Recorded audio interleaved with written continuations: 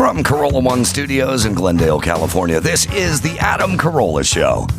Adam's guest today, Adam Ray as Dr. Phil, and Jodi Miller with the news. And now, March Madness is for amateurs. He's pissed all year long. Adam Carolla. Yeah, get it on. Got to get on it. Church Big Mandate, get it on. Welcome to the show. Chris Maxipata's doing a baby shower today, so he's not around. Is that what he's calling it? Gross. Skinny Jodi Miller. That caught on, by the way. Is in studio. Good. Looking good, Jodi. And skinny. Of course, Adam Ray as Dr. Phil McGraw. Sure. It's sad, Dr. Phil, because I want to talk to you about your friend Adam Ray, because I hadn't really talked to him since I set up a magnificent tour with him and his stepfather and his mom at Jay Leno's garage. Oh, my goodness. Yeah, you really you went above and beyond, okay? It's what we call in the Jewish community a chutzpah, or a mitzvah, or a, I don't know, a finger in the ass, whatever the Jews do when it makes you feel good. Uh-huh. You did that for Adam's mom and fake dad, or stepdad, the guy who bangs her.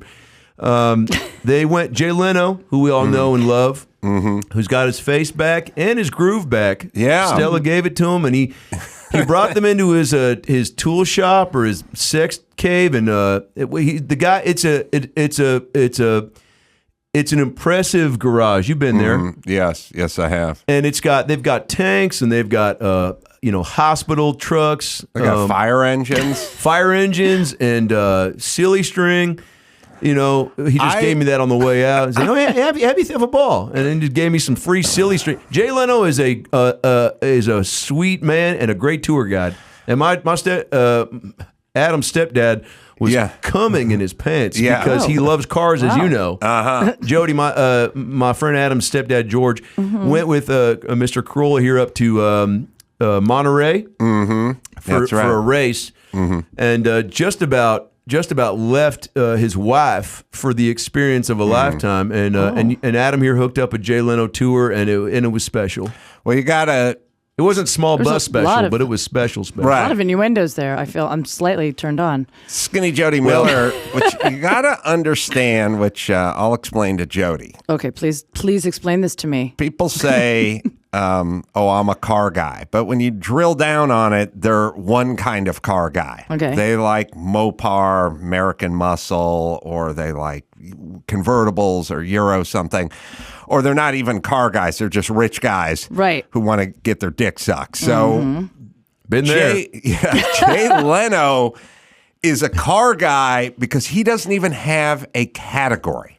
Right? Meaning it'd be like if some guy was a ladies' man, and one minute you see him with a 6'2" blonde, and the next minute he's banging Lizzo, and you're like, what are you into, dude? And it's like, I'm into pussy. Yeah, and I dated a lot of guys like that. What kind of pussy? And it's sure. like, all pussy. All the pussy. All the pussy, all the time.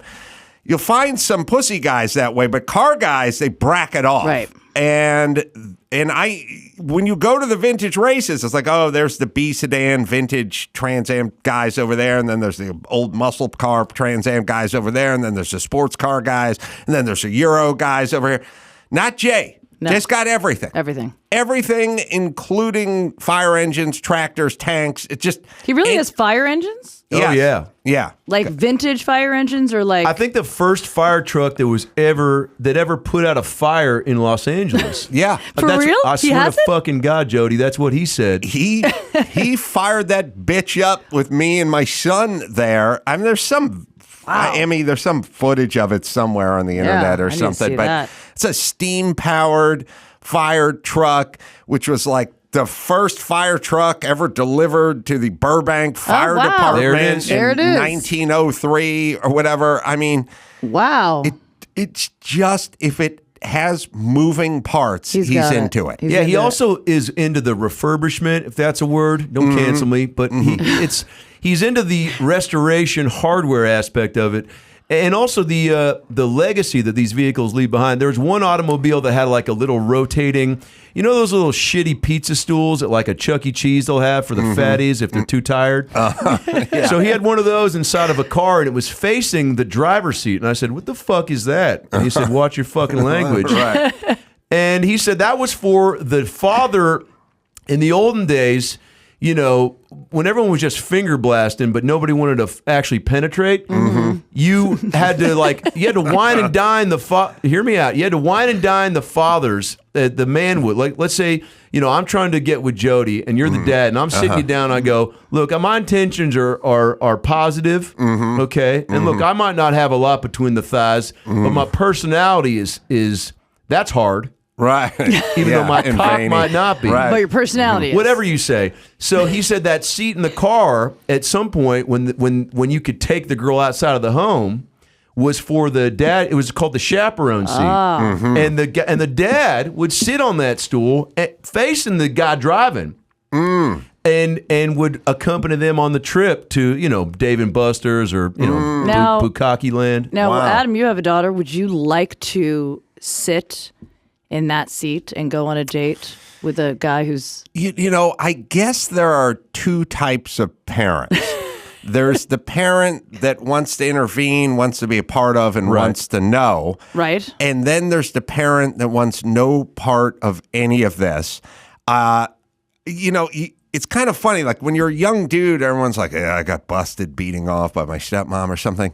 That would be, for me... Walking into a bathroom at a party where someone's sitting on the pot, that's a 9.5. That for you. Yeah, walking into a bedroom with some 14-year-old beating his meat, that's above a 10. And the discomfort level, I want no part of it. Sure. I really don't. Like, I get it. Some people, I feel the same way with true crime. Like some people are like, I got to get involved. I got to get into this. I got to bust this case. My thing is, I want nothing to do with this. It's depressing to me. It feels weird. Oh, sure. I didn't want to go there. Oh, I saw a homeless guy under 4 blankets on Oscar Sunday, dry humping the curb like he was trying to make it come. Wow. And this is 2 blocks from where Brendan Fraser's accepting an Oscar for deep throating a bucket of KFC in a fat suit. Right. And I said to myself, this city's bonkers, but I'm not going to say anything to that guy. How long did you watch? What's that? How long did you watch? Of the movie The Whale? No, of the guy, the homeless man humping. Oh, at least a couple minutes, but only just to make sure that he finished the job. I'm a doctor, and also, but I'm not a cop, so I'm not going to tell him to stop. That's not my job, Jodi. You get it. I don't understand. So we got Jay Leno. So all right. So cars. Yeah. So Jay, and I will say this too. There's this blowhardy saying that real rich car guys say all the time. Like there's guys out there that bought, like the mentioned on this show semi-frequently, Nick Mason, drummer for My Chemical Romance. No. Pink Floyd. There Pink it is. Floyd. Close. So close. He bought a Ferrari GTO in like the 80s for like $80,000, and now it's worth $80 million. Like, and I'm not exaggerating. That's literally the whatever. And the guys who do that realize that everyone hates them because they bought something 1,000,000 years ago, and now it's worth and like Jay has. Wow. I'll give you one of those things that'll drive you insane. Jay has a Lamborghini Miura S. Those are currently trading for about $2 million, right? Get out of here. The one he has, you can go, well, how much did he pay for this one that is now trading for probably between 1.8 and 2.3 right on a Lamborghini Miura S? Did he pay $370,000 for it back in the day? Did he pay $86,000? Hey, got it for free. Why? For How? free. What? Why? Who? Why? Dean Martin's son. Dean Martin's son drove a Lamborghini Miura S to high school. Oh my God. Oh my God. And Cash me outside. And the car's so low to the ground that it like cracked the oil pan when it was going over one of those high school speed bumps in the parking lot. We call that a Brad Williams. Yeah, the speed bump. Yeah.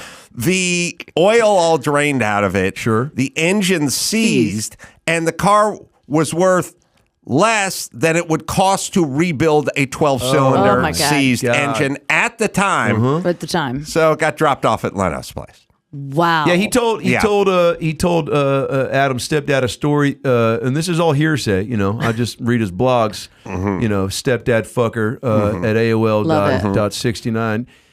It's I don't know. I don't read, but he said that Johnny Carson's dad also gave him a car. Do you know that? That's farting around in there. It's a real big place, and every quadrant of the garage, if I can say that, has a different story, and Jay is so generous with his tales. Yes. And I do need to say real quick before it gets before we start, really just having a silly goose time. They had the time of their lives, and that was really special what you did for them with that tour, because it was a reach out and a simple favor. Now on DVD, directed by Paul Feig, but what you did, you made one call. And then you hit up Adam and you said, hey, I think what you said was good news is Jay's going to give the tour. Bad news, he doesn't know who the fuck Adam Ray is. And Adam took offense to that, but he also was like, well, I don't care. I don't need it.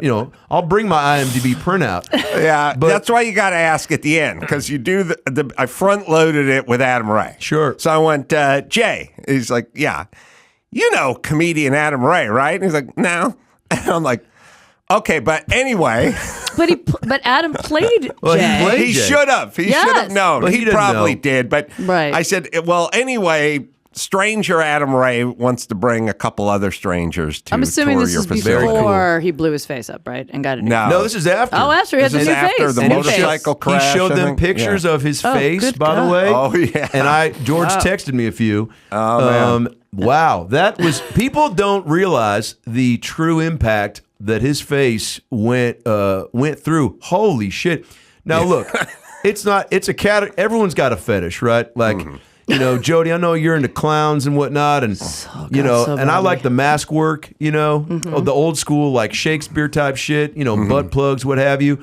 Jay's half Face Off, Nicolas Cage, and one side's Travolta. Pre-Scientology, and that's everyone. I wouldn't. If I were a woman, I wouldn't fuck that face. But he still looked cool with a burnt face. And what they did to it, they took skin from his I think his leg, he said, and his neck and his ear, his lower back, his pussy, and his crack. We'll be right back. And then they took him to Cedar Sinai and put him back to like Mr. Potato Headed, and he looks incredible. He looks incredible. Yeah, he looks great. I can't get over it. No, he literally looks better because he got a peel. Yes. Younger? Can you say younger? Yes, He I looks can say younger. Tighter, yeah. Yeah. So the Unreal. The blowhardy. I want to burn my face. The blowhardy Seriously, saying look at that most people say who are the super elite car guys is when you talk to them about their cars and they're worth millions and millions of dollars, they always go, "I'm not the owner. I'm just the custodian. I'm the custodian. I look after them, and then they'll just be right. But for future generations and blah blah blah." It's kind of a jack off thing. Yeah. But the reality is Jay is the custodian. Yes. He truly is. He only wants cars with a story. Right. Every car comes with a story. It's all nuts. And if you don't believe him, I've asked him 3 times, what goes on after you die? Yeah, what I goes just was on going to with say, these where cars? do these cars go? Just looks at you and goes, I don't know. I'll be dead. But he should have that in place. He doesn't want these cars to just go to, Dr. Drew. I swear. Well, hopefully, if it's going to be any doctor, it's going to be me, and then Dr. Oz, and then Dr. Drew. That's right. Maybe Dr. Well, Pimple not Popper, you. maybe Dr. Can't Seuss. go to you. So he's that. He does that. All right. So I've asked him 3 times. He has no plan for the car. All right. That's fair. Another thing to get into, and by the way, you guys should watch this on YouTube because Dr. Phil is in full effect. You've never seen this version. I've been on the show as a joke when that funky Jew Adam Ray does my voice, and it's okay. But this is the real deal. This is the full meal deal. You go to McDonald's, You know, you ever see those drive-through fight videos where some MILF in Missouri gets pissed off because McNuggets stopped being served at 10? Well, I was really angry. And she I was really funny. Jodi, I wanted those nuggets. Well, and you did, and you got them because you don't take no for an answer. The punching, the ultimate punching down is I'm going to physically assault somebody who works at a McDonald's. Have you ever been even been close to like think that? I've gotten irritated at people. Have you ever just been like, I'm going to punch you? No, because it's always someone that you can easily punch. No. You know, it's always some kid that's got a little bit of downs, you know, and he he accidentally put a fry in your chicken sandwich, and now you're going to call him the N-word? There is nobody lower on life's totem pole than someone who's working at a McDonald's. And they don't want to be there. There's no reason to try to settle that person's hash because been settled. It's been settled. They're working at a McDonald's. I once was at a Sbarro, in a Delta Airlines terminal in St. Paul, Minnesota, and some dumb cunt was screaming at this young high school kid who, you know, look, I'll be honest, he looked like he was in Varsity Blues. You know, he was pretty thick, and he looked like 25. He was probably 17-ish. I'm not here to judge. You know, only Judy judges me. But I looked at him and I said, this guy doesn't want to be here. And she goes, hey, why doesn't my cheese? Why is it? Why I asked for pepperoni. This is only cheese. To which he said, sorry, we don't have any more pepperoni. And she goes, well, I ordered pepperoni. And he goes, well, we only have cheese. And you know, no, you're asking yourself, hey, Phil, you selling the movie rights to this story? This is fucking compelling shit. Yeah. But I'm building up to the punchline, Adam, which is where she flipped the fuck out. And this is 3 p.m. at a Delta Airlines terminal at a Sbarro. And I'm like, lady, this kid's already thinking about killing himself 2 to 5 times a week. This is his last shift. Yeah. This is like, so the nerve you have to freak out. What's going on with you is what I say. Also, the person behind the counter has zero to do with the ordering of goods and stocking the shelves. They're just standing behind the counter. They're not even going to the back to make the pizza. He didn't even make it. Now, can I play MILF's devil's advocate and say, when she ordered the pepperoni pizza, did they tell her then that we're out of pepperoni? Or did he charge her for a pepperoni pizza? Or was he just like, you know, a zombie and just like I think it was zombie button pushing, and I think he just heard pizza. You know, the kid didn't look like he could spell pizza. To be honest, with you it's hard word. 2 or 3 Z's. I don't know, man. Get off the bus. Well, you do 3. That means you fell asleep trying to spell pizza. Totally. the Lester, God, the big dude from Varsity Blues, Ethan Suplee. Is that Ethan Suplee? I don't know. When I hear big guy in blues, I think of John Popper or Ethan Suplee. Yeah, he was that actor, and then he lost weight, and then he was also in. Yeah, I think it might have been he him. died. What? When? 2 years ago. Wait, oh who did? God, Ethan Suplee? Whoever. Lester, who was in? No, Ethan Suplee's alive. I think he has a podcast. He came. Well, that doesn't mean anything. He could be dead. Dead people have podcasts. My Nana has a podcast, and she died 11 years ago. Well, R.I.P. Yeah. We can. Ron Lester. Passed away June 2016. Oh. 2016? That's so well. He's been gone that long. He told me, Dr. Phil, I don't know what you'd make of this, but riddle me. He was a big fella. Sure. For a long time.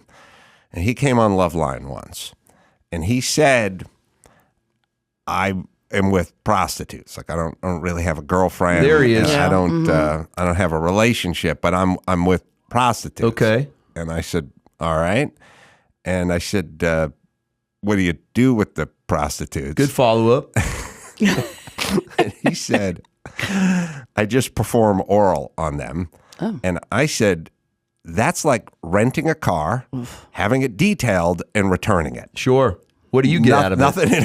Nothing in it for you. Just expenditure of money. Wow. Also, he's God, he's giving them oral, so he's in like ground zero. He's down there where everybody's down. Everybody's penetrating that hole, and now he's cleaning up afterwards. That's a terrible move. Oh, that's terrible move. Yes. In my experience, fat terrible. guys love. That's like you being charged with the glory hole at the truck stop. What are you doing? That's a short straw. No wonder he died. It all caught up to him. Well, yeah, he could have died. Would you show some goddamn respect? I'm sorry. Yeah, this guy was an American treasure, Jody. I mean, look at that haircut. Let's go, Brandon. But yeah, you're right. I never really thought about that. I mean, that's what he's doing, and that's the most active part of that prostitute's body. Jody, let me ask you a personal question. Please. What's your debit card PIN number? Are fat guys better at giving oral than skinny guys because they're picturing food? Well, first we'll be of right all, back. Hold that thought, Jody. We'll be right back. We'll keep it right here because I feel like if I'm a fat guy, I'm thinking of Egg McMuffins and tuna casserole 24/7. So if I'm inside of a vagina, I'm also thinking about food at the same time because I can't quit.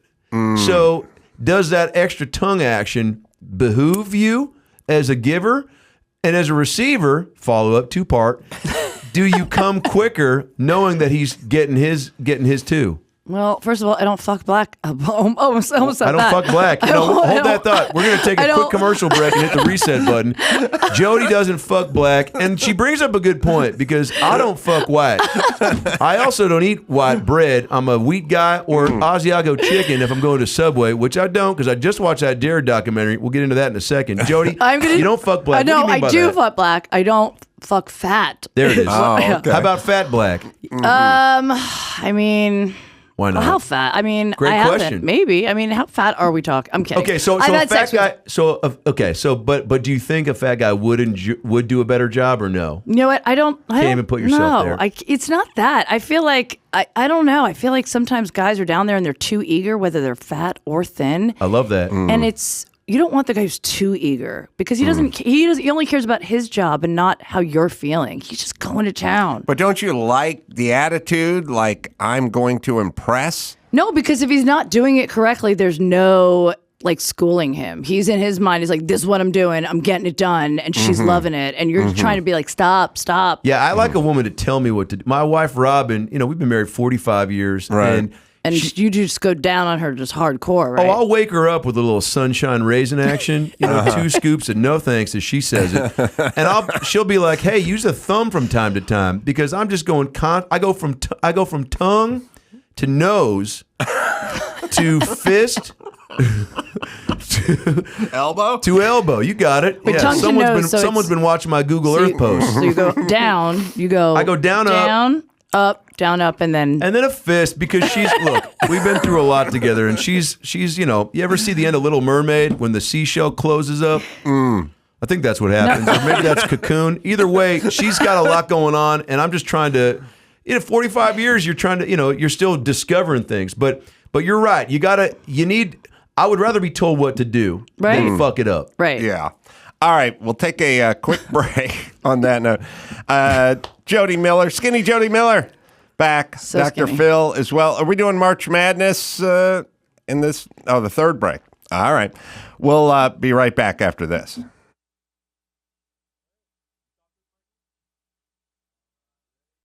Let me tell you about Simply Safe. My listeners know I recommend Simply Safe, and I'm not the only one. U.S. News recently named Simply Safe Best Home Security System of 2023. It works. We all use it here. We always have. Peel and stick, batteries. People are like, how's it wireless? The batteries last up to 10 years.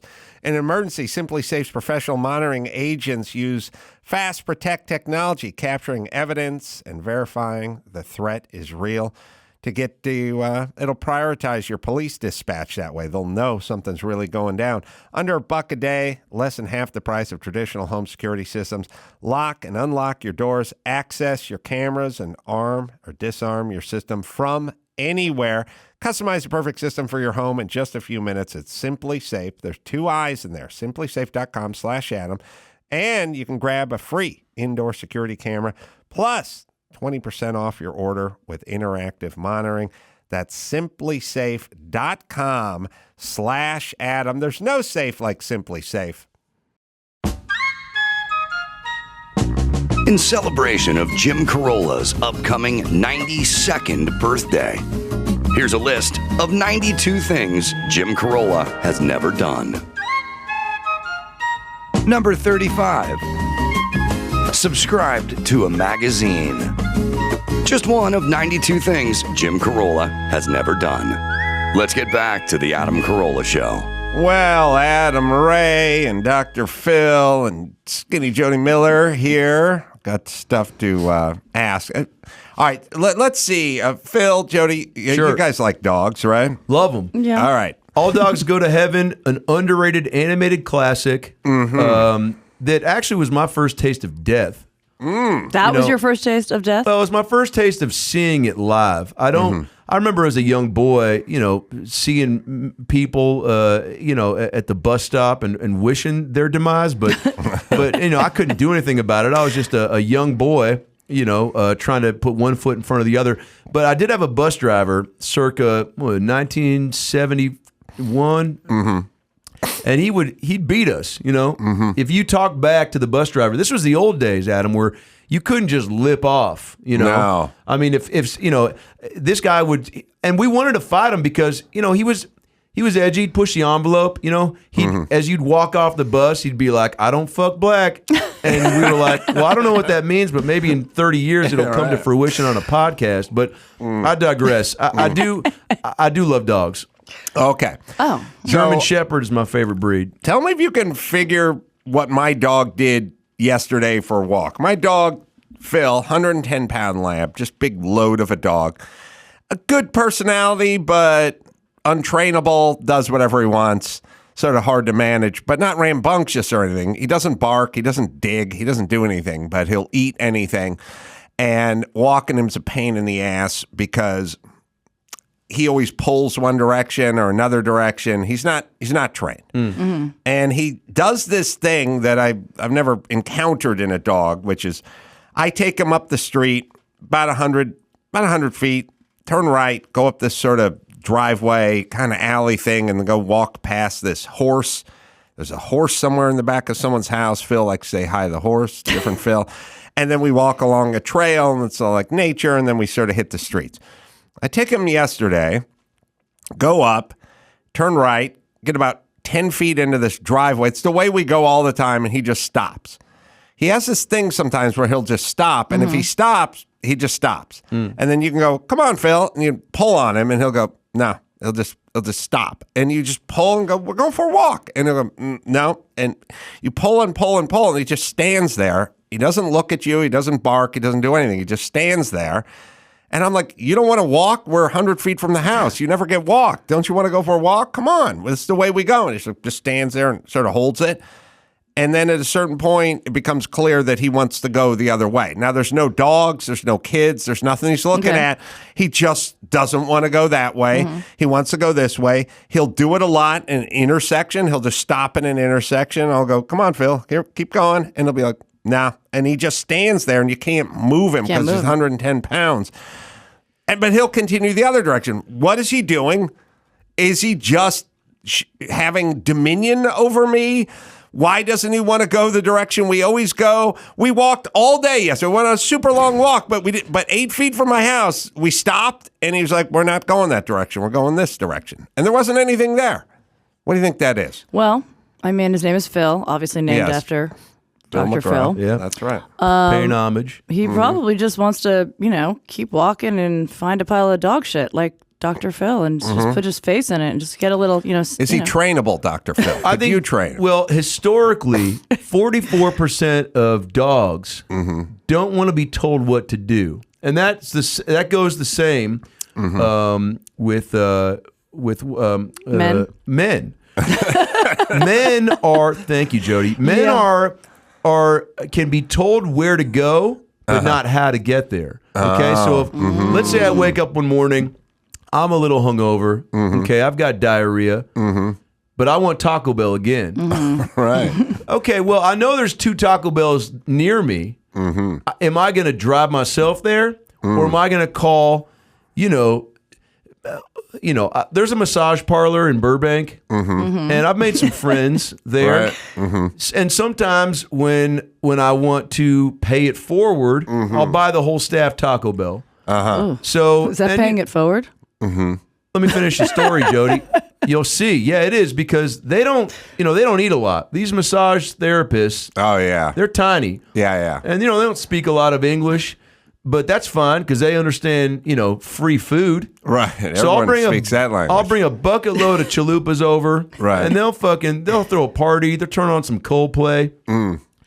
Next thing you know, I'm having to explain to Robin why I went to Taco Bell twice in 48 hours. Now, the point of the story is dogs will go on walks, but they're on their own time schedule. Because a piece of shit here, that might smell better than a telephone pole here. And it's all relative, the same way that you're going to go to Paris for spring break, but then, meet up with you ever get those emails from a Saudi prince? Hey, I need $50 for an Xbox controller. And then you'll send them the money. Yeah, I just did that. Right. So you can relate then. Right. The point is, we all make choices, and sometimes we don't give a fuck who it affects. Can I give? Hey, well, thanks for answering that, because I wasn't sure why Phil didn't want to go one direction and he wanted to go the other. Here's another tale, and I'm going to recommend this to everybody. I'm giving a recommendation here, possibly life-altering. Please, recommendation. I needed a pair of running shoes, walking shoes, something to walk Phil, the dog, with. And I'm like sitting around my house and I'm like, where could I go? Like, where's the closest Foot Locker or something like that? Well, the closest Foot Locker is at like the Glendale Galleria. It's not that close, but also there's parking and dealing with the mall and the whole scene, it's a trick. Yeah, I'm not up for it. And I don't care. There's a Marshall's up the street, and there's a Target up the street. They got shoes. They do. So I look where they got at Target, but they got a lot of like men's dress shoes and then weird sliders or slippers or whatever the hell it is, but they don't have much in the. So I call the Marshalls. And the person on the phone is like, I said, do you have like, I'm so old. I'm like, do you have tennis shoes? And she's like, we don't have tennis shoes. We have running shoes. What accent is that, by the way? I don't know. Yeah, okay. That's my point. Let's move on. That's my point. Exactly. That's my point. Whatever accent it is, Jody wouldn't fuck it. I'll tell you that right now. No. So I'm like, so you have running shoes? And she's like, yes, we have running shoes. I'm like, like a Nike running shoe. Sure. No, we Cross-trainer. don't have Nike. We have Puma. I said, okay, yeah, okay, that'll be fine. So go in there, walk into the Marshalls. I'm the only human being with a cock and balls in that entire place. Okay. It is bizarre. Marshalls is mainly a women's store. No. It's got like a hodgepodge of things that are mismade, ill-fitting stuff that kind of fell off a truck and landed at Marshalls. Well, I think it evolved. I don't know. Is the Marshall? You look for it. Is maybe am I screwing something up? I'm pretty sure it's the Marshalls in La Cunada. I mean, if your son, it used to be that way. Like it's a free-for-all. When you go in there, you expect to wait online an hour and a half. If your kid was managing a Marshalls out of college, you wouldn't be pumped, right? No. I mean, at college, who cares at college? Oh, yeah. Yeah, college, that's fine. Yeah, that's it. That's nice. All right, so I walk in, I go to the shoe department. There's nothing. I don't know what the fuck's going on. They got stuffed animals and chapstick flavored lube. So I'm like, all right, we got it, shit Jimmy. You don't need. I'm like, I want some good shoes to walk around, and I make good money. So what am I doing at the Marshalls over here? And so I just Google in like running shoes, Pasadena or something. And this shoe store comes up that the kind of place I would never go into. It's literally like the running store, right? You know, the kind of places that sell running magazines, which is always weird to me. And they'll sell like gelatinized peanut butter in Mylar sacks. So you can run while you're running. Snacks You on can the eat go. while you're Snack. running. Gross. I'm so done with these people. No. I don't even, the biggest douche in the world? The guy who's running, the people that pick 5 PM on Ventura Boulevard to jog. The time when there's the most carbon monoxide, they're going, I'm jogging. They're only doing it to fuck with you who's sitting in your car and you've got a lap of Chick-fil-A. You got a fucking cardboard hat of Chick-fil-A. You couldn't wait till you got home. You're eating the waffle fries. You're dunking it in 3 dipping sauces. You fucking loser. All start with the word honey, and you got to look at this jack off. Because if you wanted to go jogging, do it at 10 a.m., do it at 1, or do it at 8 at night. Or do it on the back street that runs parallel to Ventura Boulevard the whole fucking length with no cars and buses and everything, with all the exhaust. But no, you're doing it because you're proving something to me. You're showing something to me. That jack off I don't like, and I don't like the guy who jogs in place when he hits the red light. Right. Oh my God. When you hit the red light, that's God telling you to take a break. Take a fucking break. And by the way, the red light's 45 seconds. You think you're going to seize up if you don't run like an asshole in place? Take a cool down. I've never wanted to push a human being into traffic more than when I see someone come up and stop and do a jog in place. First of all, buy a Nintendo trackpad like a fucking adult and jog in private. And don't let. First of all, Forrest Gump changed the game. All these fucking ippity dippity uppity fuck.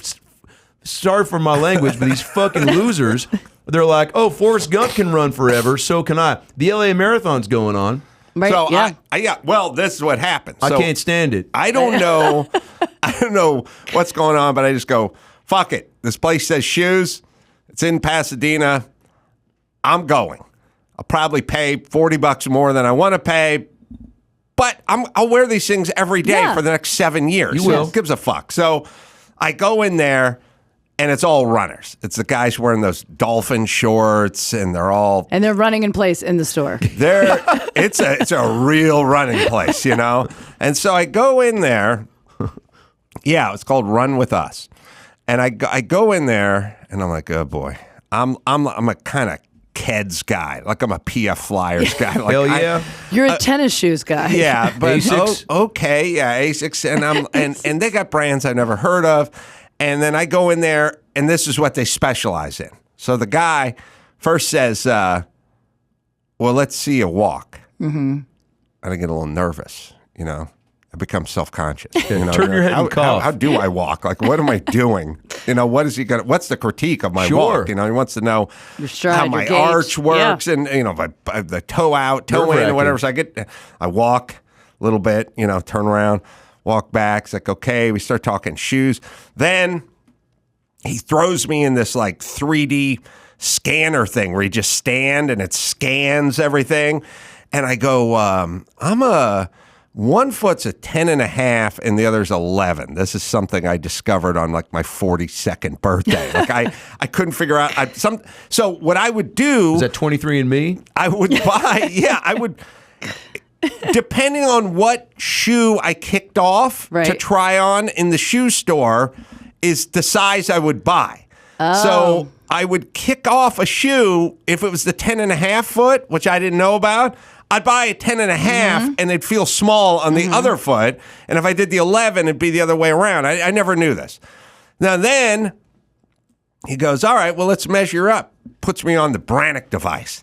That's the aluminum sliding thing, the best thing, best part of everyone's childhood, right? What does that do? You stand on it and you slide it up to the end. Okay, I didn't know the name of it. Brannick device. Okay. And he goes, oh, you got one foot's an 11 and the other's an 11.5. Oh, 11.5. Yeah, and I'm like, I thought it was 11 and 10.5. She's like, well, the Brannick device doesn't lie. Obviously. Anyway, then he comes out with 135 boxes, just piled up. I couldn't even see his face. Flops it down, starts going through stuff, starts telling me, gives me the ugliest pair of shoes. And they were like $119 or something. First off, I'm like, it was so weird. I was like standing there. The place was a beehive of activity.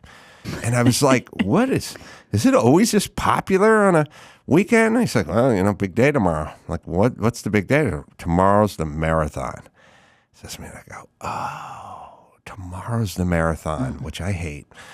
But because there's a very tragic story about me contracting to do Dawson's Creek and flying me out to North Carolina or wherever they shot that thing. And a bizarre story filled with anxiety, Dr. Phil. You were on Dawson's Creek? I was. What'd you play on Dawson's Creek? Were you like the principal? Wait. Let me guess what the scene was. Okay. I'm Joshua Jackson. Okay. And you're who were you? Just tell me who you were, and then I'll guess what the scene transpired into. I played Joey, the autistic football player. Perfect. And scene. No, I played me. Oh. I would play me. Adam Carolla. Yeah, all throughout the 90s and early 2000s. Cameo City. I would show up on Two Guys, a Girl, and the Pizza Place as Adam Carolla. Very cool. And Ryan Reynolds, comically, would be like, oh my God, it's Adam Carolla. I've never met, That's I'm fucking so cool. starstruck. Loveline was such a fixture on MTV that me and Drew would show up as Loveline. Oh my God. To a lot of shit. I can see that. I think I remember that vaguely. Like sitcoms and shit. So Loveline. We're doing a whole week on Dawson's Creek. Well, because these kids, they're just constantly rubbing and tugging each other, right? That's all They're they playing did. high schoolers, even though they're grown adults, but it's titty this and clit that. Yeah. And you're coming in and Drew's like, hey, here's how you get the ultimate climax. And Joshua Jackson's like, I'm only 15. And he's like, Drew's like, prove it. Right. And then they cut to commercial, right? Yeah. So that's exciting. So just to circle back, I then came home, put the world's ugliest shoes on, and took Phil for the world's longest walk after a bumpy start. So you bought the ugly shoes? It was magnificent. Bought the ugly shoes. Oh, but they were magnificent. Well, what I'm saying to everybody is go... Okay, you buy your shoes online. Yes, I you do. buy the same Nike or whatever. You go to the Foot Locker and you have the 19-year-old guy with the bad skin tell you here's what's on sale. Go to a real running shoe place. Even if you don't run. Even if you don't run, get your foot scanned, get it measured, figure out the best shoe for you, and pay an extra $30 and change your life. That's what I'm saying. Now, Treat yourself. I have Treat to yourself. ask, and because you're a doctor, you Please. might know. I'm just wondering, because you are, in fact, an 11 and an 11 and a half, right? Not a 10 and a half. All right, so you're an 11 and a half. And you know what they say about guys with big shoes, that correlates to the size of their manhood. Yeah, who came up with that? Was that you? I don't want to take full credit. What size are your shoes, Dr. Phil? Well, I wear a 14 and a half. Okay. But, I'm a grower, not a shower. Well, let me ask you, though, what if you've got two different size feet? What does that mean? You probably got testicular cancer. I'd say botched circumcision. There it is. That's That's too. okay, so like a half of it is slightly shorter than the other because they fucked up when they sniffed. I think a guy Just would botched. just botched. Just botched. Yeah. Great show, by the way. Oh my God, that should be an episode of Botched. A guy I- comes in with fucked up feet. I And was they give him penis. tits instead. What's that? I was traumatized by Dawson's Creek and the marathon. Can we see that Yeah. episode? Is there a way to pull up footage from the creek? It's probably somewhere. It's somewhere online somewhere. They literally. Why was it so devastating? Yeah, why so traumatizing? I would be fired up to be. I never got to. I got asked to be in the audience on Family Feud. That's it. Well, I was. The reason I was devastated is we were due to start shooting in. We'll see where they filmed it. Wilmington, North Yeah, Carolina. that sounds about right. Yeah. We were due to start shooting Monday morning. It was a full week of Dawson's Creek, and we had to be on the set at like 7 a.m. Monday morning. Okay. And at the time, not so much now, but at the time, I was a real homebody. Like, I liked being at Right. home. I was traveling all the time. I liked my own bed. I liked my own TV set. You know, I just liked my life. And they're like, you got to fly out Sunday morning. There's an 8 a.m. flight. out of LAX, and then we'll make sure you're there for the, for Dawson's Creek. And I was like, what am I flying out at 8 a.m. for? And then what am I going to do all day? And why don't I fly out toward the end of the day on Sunday and and the fucking producers. They want to avoid any sort of travel mishaps. Yes, and they're such goddamn liars. Yep. So they go, we need you there for a fitting. Right. Eat my dick, Doug. That's right. So they go, look, there is a 2 p.m. flight out of LAX. Now, meanwhile, I want to go to bed. I want to go have fun Saturday night, sleep in Sunday, pack when it's light outside. I don't want that hustle out at 5:15 move when it's dark outside. So I fucking go, when is the last flight out? And they're like, 3 p.m. on Sunday, and that's it.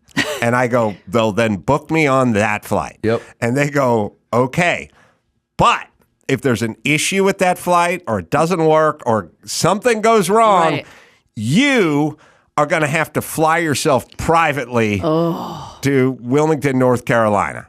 And I said, that's a chance I'm willing to take. All right. Get me on that 3 o'clock flight. WWJDD. What would James Vanderbeek do? You know? Yeah, He'd fucking fly himself private.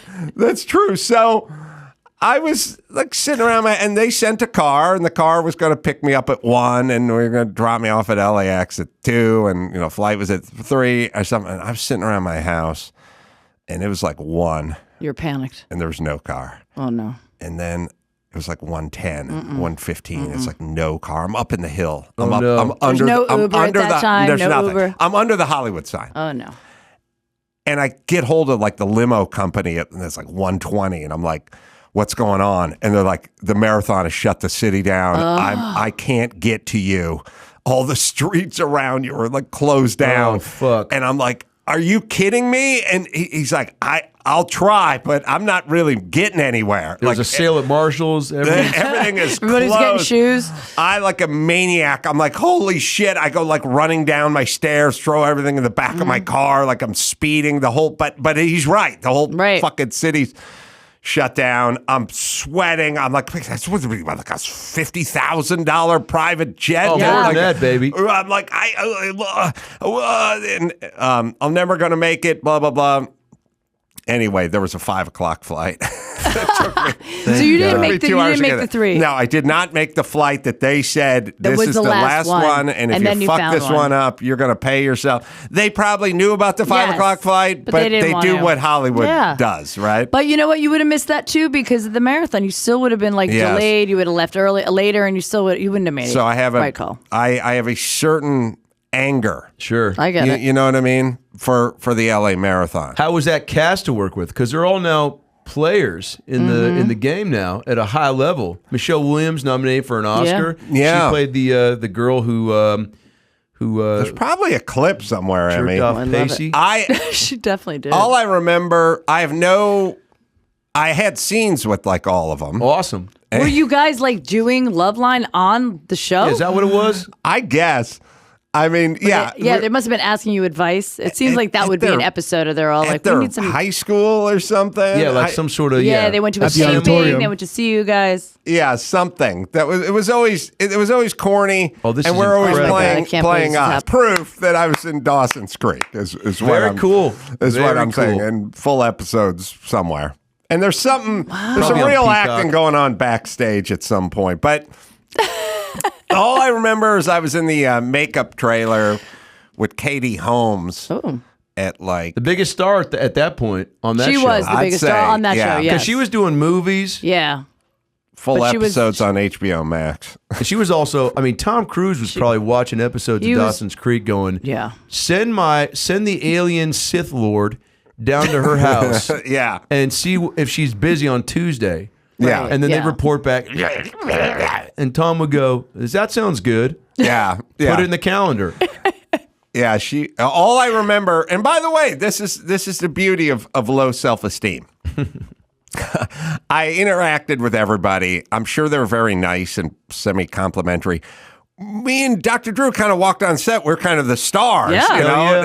It was they were excited to have us.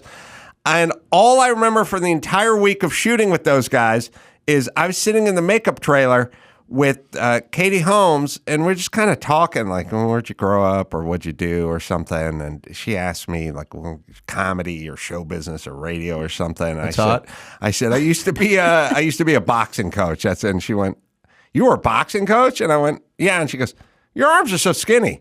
And I was like, that's all I remember from the entire, just one little jab, pardon the pun, from Katie Holmes is all I walked away from. Wow. That's all I got. Wow. Well, that's, she just, look, she's probably got a smelly I don't know. That's, to fire at you like that unprovoked is not clearly, fair. Yes. I don't know. I feel like you got to develop a little rapport. You tell me, Jodi, you're a brilliant stand-up comedian. If you're trying to have fun banter with somebody and you don't really know them, who gets to throw the first dart, if you will? Mm-hmm. Well, I mean, not the other person, not the person who's not funny. Right. Yeah. Right. It wasn't an insult. It was a mouth of babes. She thought that boxers were like big, bulky, muscle-bound Did you take guys. your shirt off then and show her? Yeah. I did a little shadow boxing. Yeah, that's fair. Every girl loves a little shadow box. We do. We love it. Yeah. Especially in the bathroom. I fuck those people. Shadow boxers. I fuck shadow all boxers. the time. You guys tell me if this is bad makeup etiquette.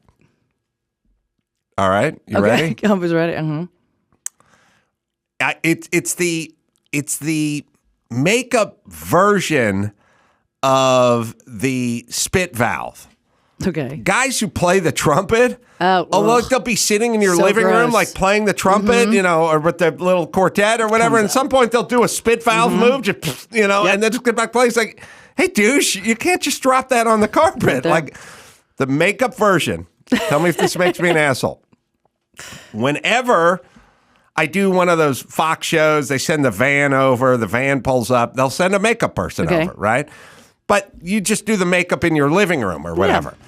Makeup people, when they're doing the makeup, they take the brush, they're running around the powder, they pull it away from the powder, they flip it once. They just poof onto your fucking floor, and then they paint you up with it.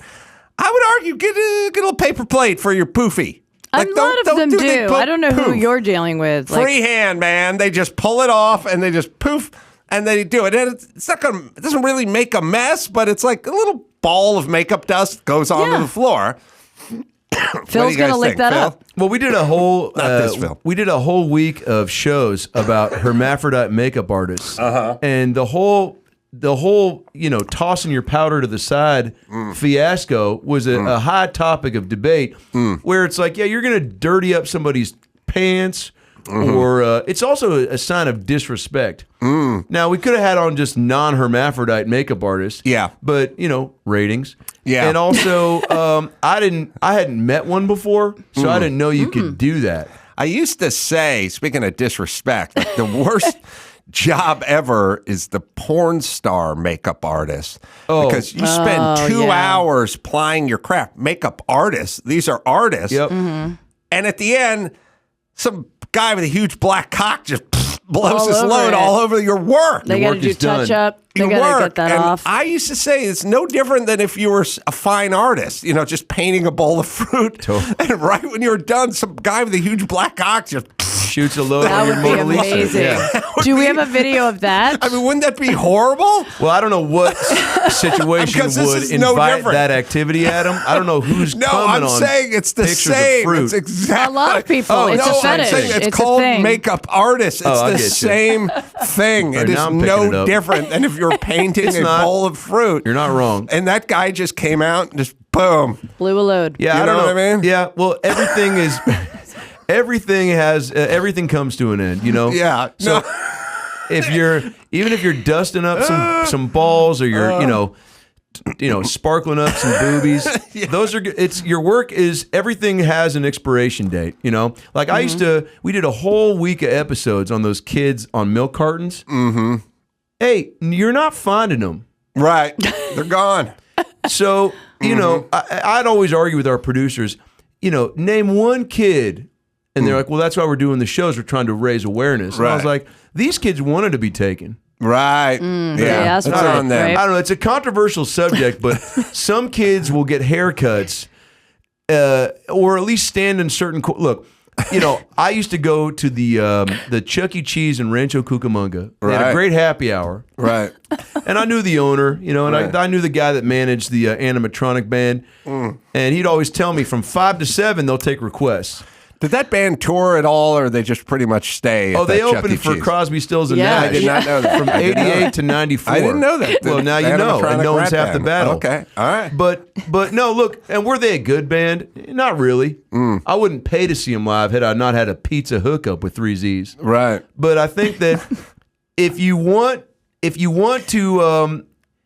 Look, kidnapping is an art in itself. Right. And not that I respect it, but I'm not going to have on a milk carton kid unless he's an adult. Right. Because then he's got stories. Right. Yeah. You know, like the girl, what was that girl that was in a dungeon or a Safeway parking and then lot? they found her, And they found her. Yeah, she's going to come back with some tales from the crypt, Well, Dr. Phil deserves a plug. He's going to be... I plugged enough. You can plug a friend of the show. Oh, I'll do Adam Ray. Okay, Adam Ray's going to be at the Bourbon Room March 28th, then Hollywood Improv March 30th, and then Fort Worth, Texas. That's Hyenas Comedy Club as well. He's a very funny stand-up. What a big tour, yeah. I just watched him do stand-up. He is funny. And you can find more dates at adamraycomedy.com. Quick break. We got March Madness coming right after this. Morgan & Morgan. There were over 5 million car crashes in 2020. What? I didn't know that. With the pandemic and everything. That's 600 an hour. If you're ever injured, check out Morgan & Morgan, America's largest injury law firm. 100 plus offices nationwide, over 800 lawyers, more than $15 billion with a B recovered for clients. Submitting a claim with Morgan & Morgan is so easy. It's more like using an app to order takeout than hiring a lawyer. Just do it from your phone. Submit a claim without leaving the couch. Just open your phone, and in 8 clicks or less, you are done. If you're ever injured in an accident, well, check out Morgan & Morgan. Their fee is free unless they win. So how do you lose? It's Morgan & Morgan, right, Dawson? For more information, go to forthepeople.com/Adam or dial #law, #529 from your cell phone. That's forthepeople.com/Adam or #law, #529 from your cell. This is a paid advertisement. And now, Alcoa presents Definitely Not a Jew on the Adam Carolla Show. Dateline, Eagle Lake, Minnesota. A 36-year-old woman was charged with domestic assault after attacking her boyfriend in the back of the head with a whole frozen chicken. Definitely not a Jew. Skinny Jodi Miller So thin. in studio. She's got a show. She's got the world's funniest weather, and you can check that out on your local TV listings. And then Funny You Should Ask. Yes. And you can also check local listings. So that seems to be on a lot. It's on a lot. And you can check her out at JodiMillerComedy.com as well. So, Just for the record, I fuck everyone. Yeah. Oh, yeah. No, that whole thing about you denying the brothers, that was a faux pas. Well, anyone who knows me knows that's not true. That's right. But I also fuck fat people. Faux pas should be another name for a stepdad. A faux pas. Oh my God, that is. He's a faux And then faux pas. pas. And then for stepmom, because I have a stepmom, that'd be faux ma. Ooh. Ooh, you just came up with words. I just made words. Wow. Powerful. Feels really like something happened here. All right. So we're getting into March Madness. And what do we put? 60 seconds on the clock. So I got my...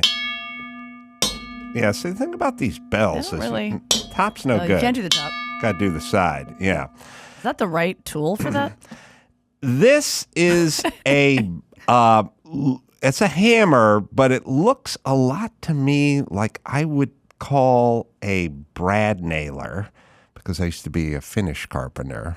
And Brad, I know what no, I don't know what a brad is. I thought a brad is like something you put in those papers and put them together. Brad, that is something. What brad, is that? Isn't it? When you have the 3 whole things and you put them in, they're brads, aren't they?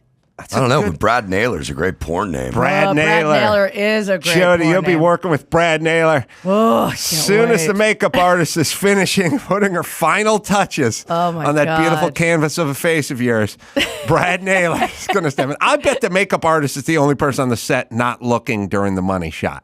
Oh, definitely not. They can't see their work being destroyed. Having Right. said that, they put so many layers on top of them to sort of erase the filth that's like just accumulated on their face. So they try to make them look fresh, and that's a lot of layers. So I think actually it's sort of like waterproof makeup. The jizz goes on, and then when they stand up, it just comes right off. Tell me if this is gay. So it is. No, I haven't stated it yet. Okay. Is this gay? Okay. Sometimes after I've been made up, it will turn out that I do have a dinner or something to go to that night. yeah. I don't wipe it off. You shouldn't. That's not okay at all. Okay. My Not dad, gay? my dad was my Oscar party date, and it was the first time he's ever received any kind of love on the face in that respect. And my makeup guy was like, "Come here, old man," and he was like, he just brushed him up. And my dad felt like he looked 20 years younger. I felt he looked 2 years younger, but it's still that was enough. You get why people wear makeup when they put makeup on. Listen you. to me. I love when I get my makeup done. My dad now gets it. Yes. And you get your makeup done. Yes. You go out. You look nice. You look flawless. It's not gay at all. Now, did you have sex with a guy that night? 'Cause that's No, gay. but during the meal, a big black guy busted out and just dropped the load on my On your face. forehead. But it was just but that's training him. for him. That's like, him. He's Pavlovian that way. that he guy's sees made makeup up. I like can- pow. It's so much muscle memory for them, you know? That's how they get hard. They watch these women get made up and they're ready to go. And they release them. All right, we got our timer up. We got an opening. It's time, once again, for the big rants of March Madness Madness. Some competitors from last year held on to their spots, but we welcome some newcomers and some underdogs who have made the journey to the tourney. Today we tip off with topics that tick off as we start the Bittersweet 16. Beginning with the California Conference, a battle of 2 annual All-Stars. Forest Lawn Flower Guys versus Freeway Weeds and Trash. First up, Forest Lawn Flower Guys. California, if we were oncologists, every patient we had would be dead because we would biopsy a mole, see it had some cancer cells in it, and go, yeah, let's not worry about it for another 11 years before your entire body was ravaged with fucking cancer. These guys were out there, sporadically, but out there, selling their flowers on the side of Forest Lawn to the people who are going to the mortuary. There were few and far between. It is now a Turkish bazaar of people selling flowers, not permitted people selling flowers. The one who has the permit is Toluca Lake Flowers up the street, who pay up the fucking wazoo, taxes, workman's comp. God forbid that place stay open during COVID. The fucking feds would have shut it down. But if you want to sell your fucking flowers and not pay taxes and do all cash and throw trash by the side of the thing and undercut mom and pop businesses in California, we shall not enforce that. If you want to put a deck on the back of your condo, we will enforce the fuck out of that. Next up, Freeway Weeds and Trash.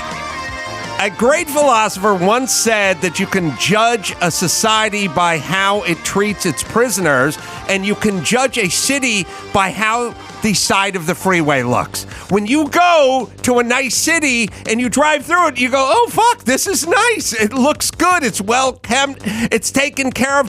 What is uniquely insane about LA and the immense amount of garbage, graffiti, and super depressing shit? Shopping carts, mildly depressing, but pink kids play stroller by the side of it and like one child's shoe, That's the shit you have to drive through. This fucking damnation alley of depression. It's California. We have a fucking governor and a mayor who does nothing but we're going to have an all-electric fleet of buses by 2041. We'll outlaw leaf blowers and lawnmowers and any internal combustion engine. We're swimming in filth and garbage. Does that bother anybody who lives in the City of Angels? The last I checked, the fucking City of Angels wasn't supposed to be a fucking garbage heap.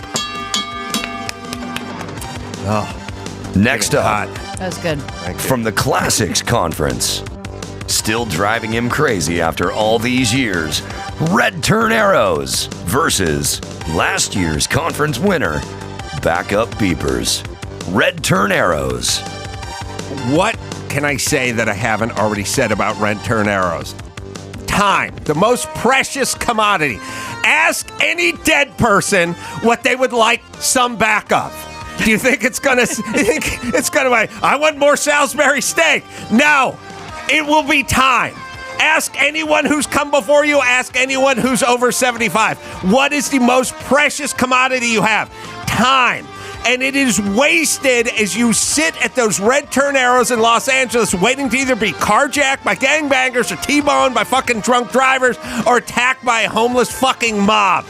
It's insane. We have the technology. Just make the signal blink and you can happily turn left. And you want to talk about the environment? You want to talk about fuel wasting? You want to talk about the ozone? Sitting and idling in a fucking Denali times a million, times all day, everywhere, in a city that has the worst traffic in the world. We don't have the technology for this. You know what we have the technology for? We have parking meters that can tell when you leave and they zero out so they can write a ticket to the next guy.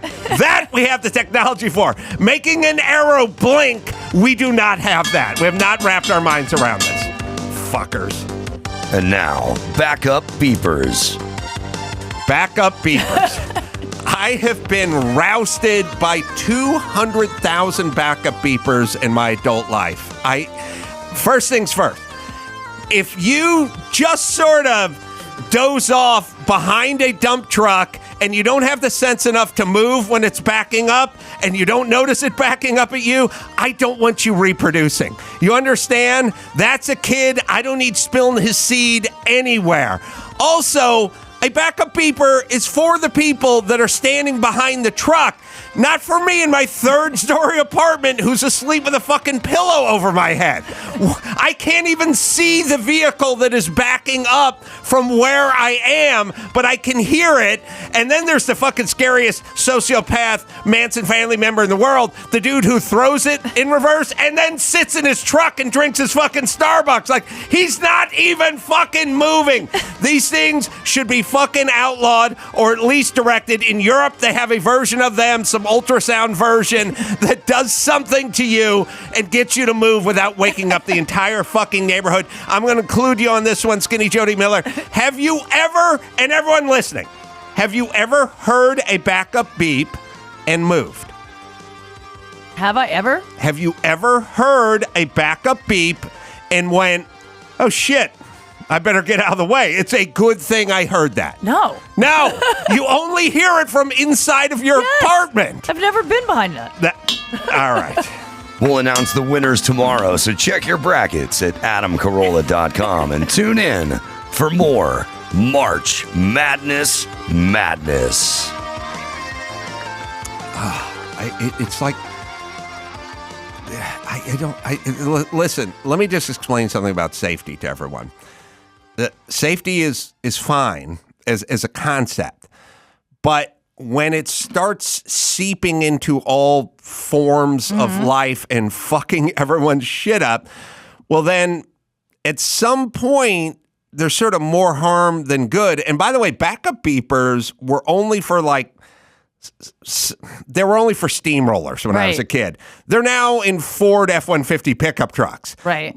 My kid's big wheel has a fucking backup beeper that comes with, it's like, everything, soon shopping carts.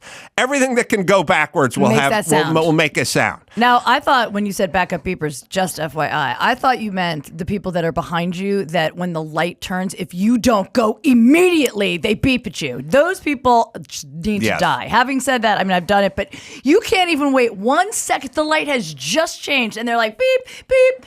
I mean, those are the people that I just want to back up into. I agree it's rude, but I also like the cut of their jib.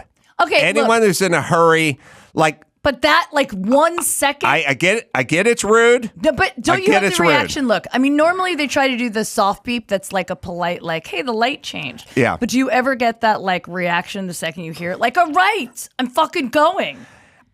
My feeling is it annoys me, but anybody, I sort of look at it as in World War II, we recruited mafia members in New York to try to bust the Nazis or find German saboteurs or something. Right. Am I a fan of La Costa Nostra? No, but if they're for the cause of beating Hitler, anyone in this town who's in a hurry, that much of a hurry, I don't have a beef with, even if it's rude. Now, having said that, sometimes I am checking my phone, so. Yeah. But I still get annoyed. Hold on. Yeah. I'm texting Byron Allen. Exactly. Give me a second. All right. Let's see. Do you got some news you want to get into? News. Yeah. I do. Let's put my readers on. Let's do that. Let's do it. All right. Guys, this is something that's affecting people all over the country. Inflation is driving wealthier shoppers to the Dollar General store. Have you been? Have you ever been to the Dollar General? No. Or 99 cent? Any of those? Well, I went to the Marshall store. Which is just one step up. Yeah, I mean, there's, I was thinking of Field Marshal Bradley or something. I was trying to do a General Marshal. General Marshal. Yeah. Well, anyway, the CEO, Jeff Owens, said that the retail chain is seeing a strong demand from consumers and gaining market shares as Americans look to pinch pennies amid inflation.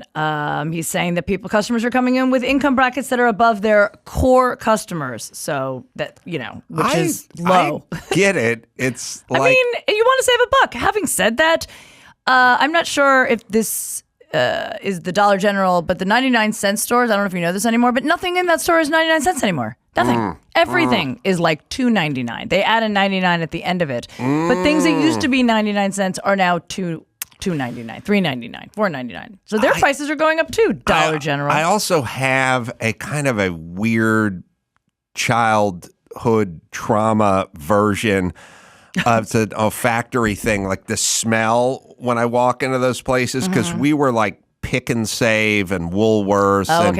And it was JCPenney, Pick and Save, Woolworth, some place called Zodi's. This So Pick and Save was a discount, obviously. Quigley's 5 and dime. They used to be 5 and dimes, Wow. And you'd walk into those places and they had a smell of failure. You know what I mean? But it was really paint that was on toys that was lead-based and a little vulcanized rubber from the bike section or something. But it was the downtrodden. You know what I mean? And so it's I would walk into those places because that's the only time we would buy anything that was new was from those Pick and Save places.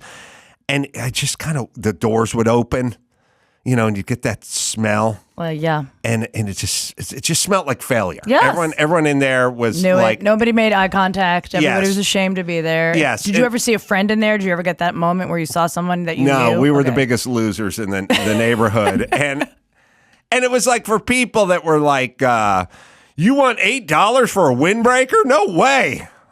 I'll go across the street. That's so when I go, I have an aversion of those places now. I understand. It's if I ever smell fresh cut grass, I'm 14 doing push-ups in a field with some dude yelling at me in football practice. It just hits that part of the brain. I get it. I totally get it. I can say though, I've gone to these stores to buy party supplies, things like that. It's I think it's a good bargain. But when I go in there, for some reason, I always get so excited about something that seems so cheap. Yes. I'm like, oh my God, this bowl. I can have a bowl for $1, right. like $1.50, whatever. Oh my God. And then you get it home and it's already cracked. It's already falling apart. They have they have lettuce, they have produce at the dollar store, which is like expired as you open the bag. It's already like just wilts in your hand, but people buy it. Well, the economy's going to shit. Bad shit. Everyone's freaked out. So everyone's shopping there now. Yeah. People that have the money. All right, this one's for the family. A father accused of using a moose antler to kill a sex offender he believed had been stalking his daughter. Yeah. Now, you're a dad of a daughter. Yeah. I mean, was this something, was it, do you think you would? Within the realm of possibilities? Yeah. Well, I'm trying to figure out, it sort of reminds me, like every once in a while, back in the day, there'd be like a mystery because the guy was shot with a frozen bullet. Right. And here we go. And so he was shot with this bullet and was killed, but it was frozen. And so it melted. So they never found the bullet. It's, I think, mathematically impossible to do that. But that was the big angle. Anyway. There's the guy. He's a Minnesota dad. He confessed of killing a sex offender he believed had once stalked his toddler daughter. I get it. I have a toddler daughter. And even finished him off with a moose antler. So finished him off. So he was close to death or had already died, but he decided that's not enough. I will take this moose antler. Anyone who goes after a pedophile, I generally have room for. But, by the way, the sex offender was 77 years old. And he fell to his knees in the police station. He told the cops that he had fatally beaten this man, Lawrence Scully, 77, with a shovel. But then he grabbed a moose antler. Like, isn't that overkill? Is that overkill? Or do you think it was just adrenaline? What do you think? Unless you are trying to pitch that this person was killed by an angry moose. See what I'm saying? No, then, obviously. I could definitely see, like, if I lived in Canada. Yeah. It's Minnesota, so yeah. And there was a pedophile, and he was stalking my daughter. Mm-hmm. Wait, where was he from? Minnesota. Minnesota. Do they have moose? Well, this is just an antler, so this is hanging on a wall. But you got to follow where I'm going here, okay. skinny Jodi Miller. I would wait for the pedophile to go on a hike if I was in Manitoba or whatever moose country was. And then I'd come running up behind him with the moose antlers, and I would gore him with the moose antlers. I would kill him with the moose antlers, and then I would take the moose antlers back with me. Right. And then when they discovered his body on the trail, they would say he was killed by a moose. Right. But this guy confessed. There wasn't even an investigation. Minnesota is one of the few states that have moose. Yes. All right.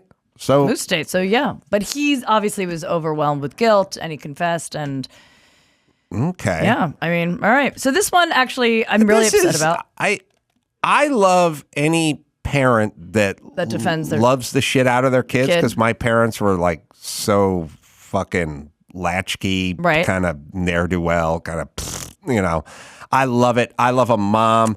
I have a couple scenarios I like. I like when the 15-year-old black kid without a shirt is being wrestled with the cops trying to get him to the back, and the big fat mama is coming up behind the cops and beating on him with like her purse. Yeah. That's my baby. Yeah. I love that mom. I love that too. I've never had that mom. I love that mom. I love the wife at the Lakers game who was trying to fist fight LeBron James or whatever that story was. I love it when a woman gets violent on the kid's behalf or the husband's behalf.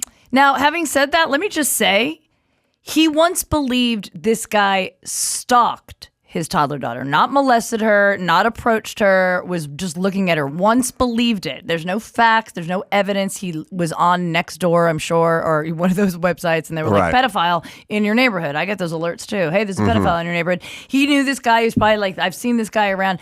So this guy didn't do anything to his daughter, and he's not even sure he once believed it. So don't you think that's a little extreme? A little rash, I would say. Yeah. I'd like to hear the whole story. Was this guy really a pedophile? What did he do to his daughter? He's dead now. We don't know.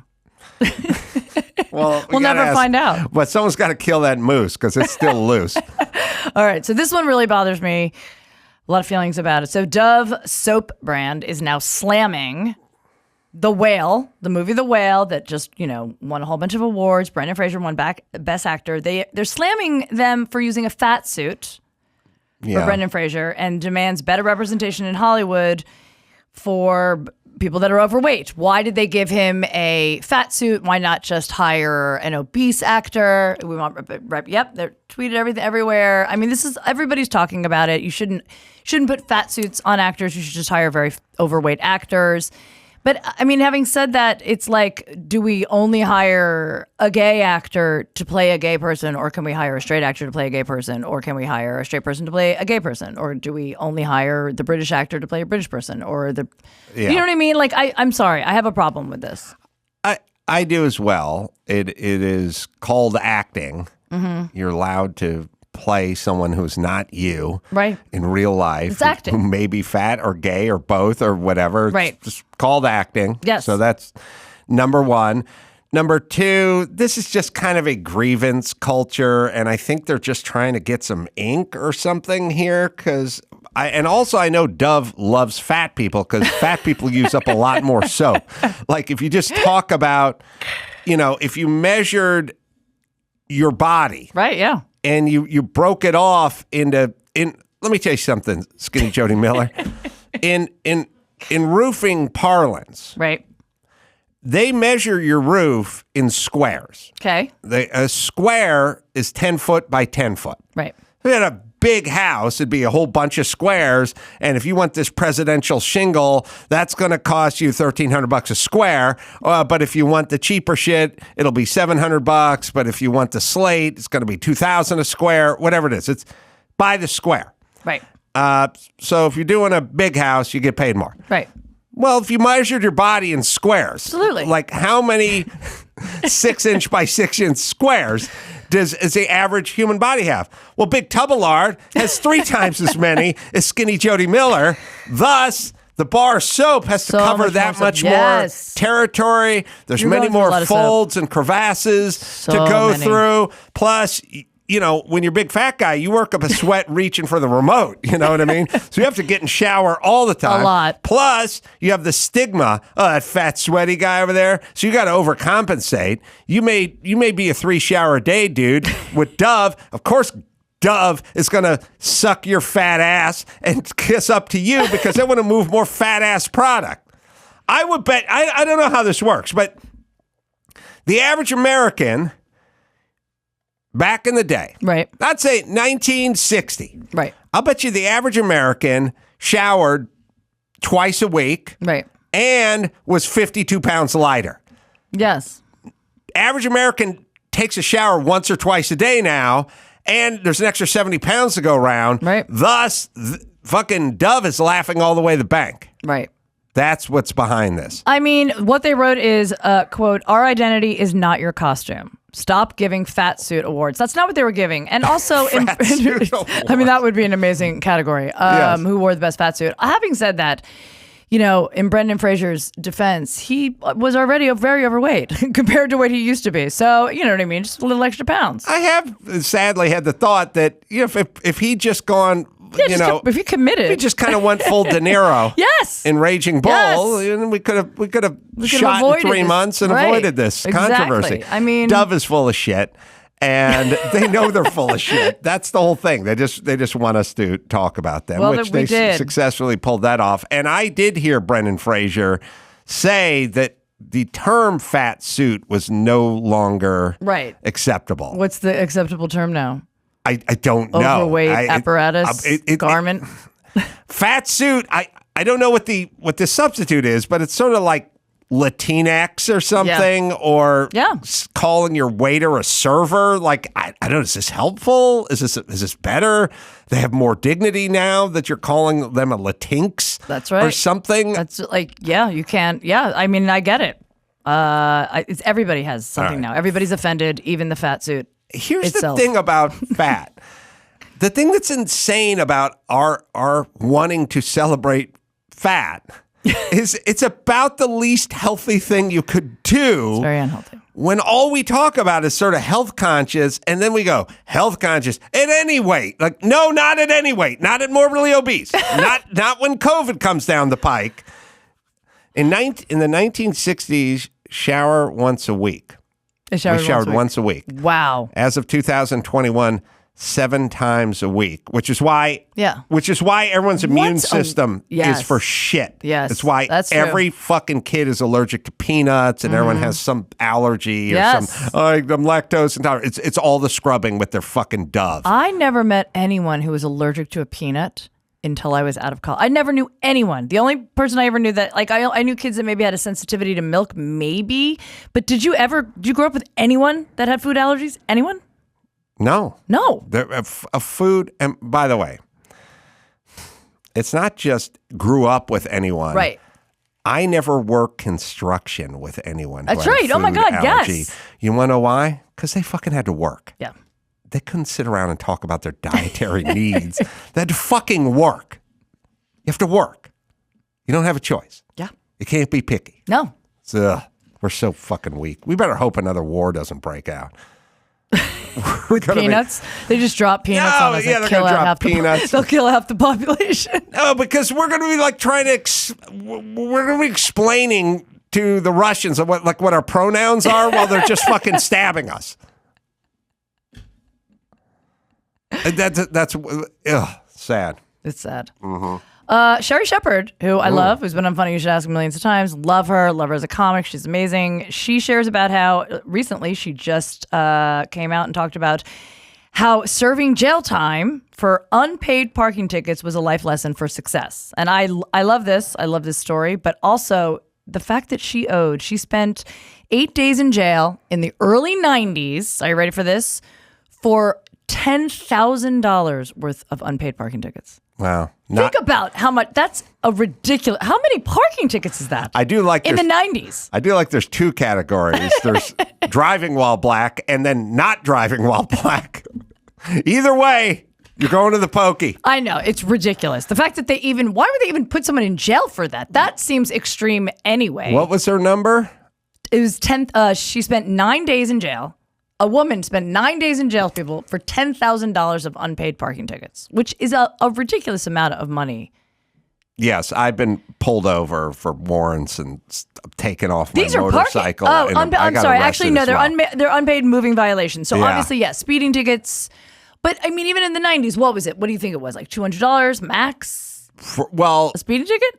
Oh, the speeding ticket would probably, be that or even less. But once it went to warrant, it would just start compounding. Okay. And then you can't pay because you don't have the money. Right. Yeah, I got arrested, same thing, and I didn't spend 9 days in jail. I know, it's ridiculous. It's ridiculous that she did. But she says that this was on page 6, that she went to jail for not paying my tickets at the time. I didn't think being in jail was a good moment. I wouldn't either. But looking back, I learned how to pay my bills. That was a classroom. It was a life lesson. And now I pay my bills on time. Yes. This is why, by the way, people need to experience consequences. It's like, it's helpful to them. Yes, it is. It is helpful. I've definitely had some hard life lessons. Yes. All right. Let's take a quick break. We'll come back. We'll do the rest of the news right after this.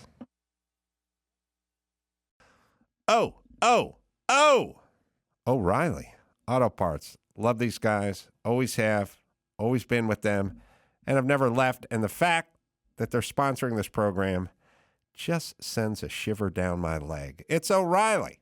It's O Rewards Bonus Points Month at O'Reilly Auto Parts. Shop in store or online. Get points and rewards sent straight to your phone or your inbox. You can get 2, 3, or even 4 times the bonus points on select purchases. To get you to your next reward even faster, receive a $5 reward for every 150 O Rewards points. And if you're already an O Rewards member and not receiving the rewards, just add your email or mobile phone number and get a $10 reward just for updating your existing account. And you sign up.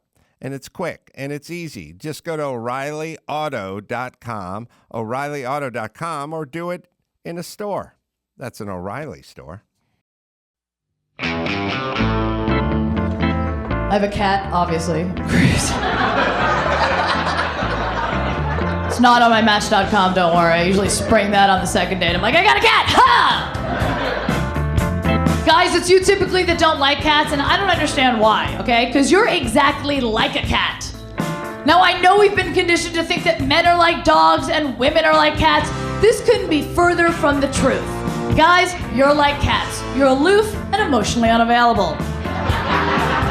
Women are exactly like dogs. We're exactly like dogs. We're like, hey, we're gone. Can I go? I'm gonna wait right here. I'm gonna wait right here. Shoes. Jodi Miller is on the Adam Carolla Show. Skinny Jodi Miller hanging in, doing the news. Yeah. All right. So there is a sargasm. And I love that name. I just say it over and over again. A sargasm. So it's like a sarcastic orgasm. That's what it sounds like, doesn't it? Yeah. So it's like I'm coming. I'm coming. Yeah, I'm coming. I'm coming so fucking hard. I'm coming already. God, I'm coming. Are you coming? Yeah, we're all coming. Everyone's coming. Everyone's coming. He's blowing his load over my freshly painted face. Yeah. It's fucking below the load. It's a sargasm. Sargasm. It's a sargasm. Is a seaweed blob. It's twice the width of the U.S. and it's headed towards Florida right now, just in time for spring break. Wow. Can we look? Let me explain something. A lot of promises. When I was I grew up in the 70s, there was a lot of or I was young in the 70s, but there's a lot of promises about what the sea was going to bring us. Yeah. We were going to harvest the kelp. We're going to have kelp beds and feed livestock with the kelp and this endless supply of plant-based protein. And then we're going to use the tide. The tide we're going to use to generate power. The tide would go in. Think about the insane, all creating power is a way to turn a generator. Just a way to turn something. Right. Like the Hoover Dam is just a river that they dam up and then they let it go down. And then it's no different than a paddle wheel from from 500 years ago, or windmill that made grist into flour or whatever it was. It's just everything is just a generation of turning something. Think about the sea coming in, constant power of the sea. I mean, just try to walk out in the ocean 5 feet up to your chin and just feel all the power and the movement, and it'll move the sand all the way back. Yeah. It'll move the sand all the way forward. It'll take down buildings. Yeah. And they talk about harnessing it all the time, but we never do. Never do. And then we talk about desalination plants, and we're going to use the ocean. We're going to take the salt out. We're going to have abundant water, but we don't. And we talk about using the kelp and feeding the hungry with the kelp or feeding the livestock, but we don't. No. We don't do anything with it. I don't get it. We've been talking about doing something with it for 1,000,000 years. And this is payback. The sargasm is coming. Wow. That is going to smell so goddamn It does. bad. It actually says that. Okay, so it basically smells like rotten eggs. Obviously. Yes. I mean, it looks like it smells like rotten eggs. And it could be really devastating towards the marine life, sea life. It's not good. It's basically, okay, so it's coming out of the, it's going through the coastlines throughout the Gulf of Mexico. It's threatening to dump smelly and possibly harmful piles across the beaches. It's obviously dampening tourism, because who wants to go there? And this is probably, what does it say? It could be the largest ever. This is the largest ever, spanning more than 5,000 miles. 5,000 miles. Have you heard about the whales washing up on the East Coast too? It's sad. Yeah. Now, Armageddon. They got to get the whales out of there. But then at some point, they got to take those whales and get them into sort of bite-sized nuggets, right? You can't just... Would you have whale nuggets? I might try a whale nugget. I feel like they'd be so fatty. I might invite Pam Anderson over and go you want a whale nugget, babe? Oh, what? But make sure it's a real whale and not like a skinny fish in a fat whale suit. I'm saying in order to get one of those whales off the beach. You have to put a tether around its tail. You got to drag it. At some point, it's got to go into like a flatbed truck. It does, right? And you got to take it somewhere. And that somewhere's got to bring it down into smaller pieces. Chunks. Like we got to mulch that thing. Yeah, but you don't want that dead whale that's been sitting out there. What I'm saying is are there guys with giant machetes, or are they have chainsaws? Like, what do they? Who is they have tasked to. with the? Oh yeah, who has to take that 61-foot, several hundred ton thing and get it down so it can go down the garbage disposal? That's a job. Whale cutter. Or do we just take it to a landfill? We must just take it and bury it. Do we bury it? I think they must just take it and bury it. Now, here's the thing. A whale carcass. No, they have to. But why not just? My feeling would be, why not just tow it back out to sea and let it probably wash out up again? Yeah, that's what. Or why not just butcher it up on the sand and let the seagulls go ape shit on it? Well, who wants to vacation there with like a cut up whale? That or the seaweed. I mean, I'd choose the seaweed. I don't want like a dead buffet of whale sitting next to my family. They must bury it. I don't think they bury it. I think I would bury it at the beach. But then you just have a mound. You're just like on a graveyard of whales. Yeah, but wait a second. You ever been to a graveyard? Yeah. You don't trip over mounds. No, but I feel like that would be, that's so far down for that giant whale. A body is not that. A body's what, 6 foot on average, 5'9" if it's a woman. Yeah. They get, they must, I think they bury them. Well, somebody Amy knows can look. somewhere. All right. Anyway. All right. So a ghost submarine was found floating with 2 dead bodies and $87.7 million worth of cocaine. I love any movie where they say the sea never gives up a dead. I'm like, yeah. I don't know if you've checked land-based deaths, but they're pretty stingy about giving them back too. No place. The forest doesn't give up their dead. The desert doesn't give up her dead, and neither does the sea. Yeah, the sea did. And even small bodies of water. Small bodies of water all the time, actually. Lake Havasu does not give up her dead. No, that's where they always find them. They always find a body in a lake. This is a drug smuggling submarine. Yeah. And 6.2 tons of cocaine. Mm-hmm. What a good time, right? Yeah. I'd be in charge of burying that. I mean, by the way, that's what's crazy. So they found 2 dead guys on there. So they basically seized a ghost submarine. They found the 2 dead bodies along with $87.7 million worth of cocaine. It was a 49-foot vessel. Here's what I'm wondering. 49 feet is fucking big. Is it big? Everything about this story is big. The boat, the tons of cocaine, how much it's worth, but also 2 dead guys. No one took the cocaine. Like it sounds very like weird, right? You wouldn't take any of the cocaine. You killed a guy. Something happened, but they left the drugs. Doesn't sound weird to you? I'm gonna take a weird guess. Okay, tell me what you think happened. So these are submarines, which may be semi-submersibles. Yes. Which means a little bit sticks out because they need air. A full submarine got to run. You can't run a diesel engine underwater. Okay. It needs air intake. Okay. But you can run underwater on batteries. Mm-hmm. I'll bet you this thing wasn't a full. This thing had like outboard motors and stuff on it. It's interesting. So it's like not a full. It's a semi-submersible, they would call it.